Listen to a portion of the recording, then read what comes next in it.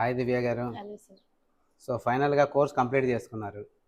So ఏంటి, ఎలా అనిపించింది, ఏంటి మీకు ఇక్కడ వాతావరణం ఎలా ఉంది, సెక్యూరిటీగానే అనిపించిందా, ఎస్ సేఫ్గా సార్. ఉందా ఇక్కడ? ఎక్కడ ఏమైనా ఇబ్బంది అనిపించిందా ఏ సమయంలోనైనా? ఇబ్బంది ఏం లేదు సార్, సేఫ్గా అనిపించింది. బాగా రిసీవ్ చేసుకున్నారు, ఓకే. అంతా సేఫ్గా అనిపించింది సార్. ఓకే. ఎలా అనిపించింది? ప్రతిరోజు ప్రాక్టీస్ సెక్షన్ ఉండేదిగా మీకు?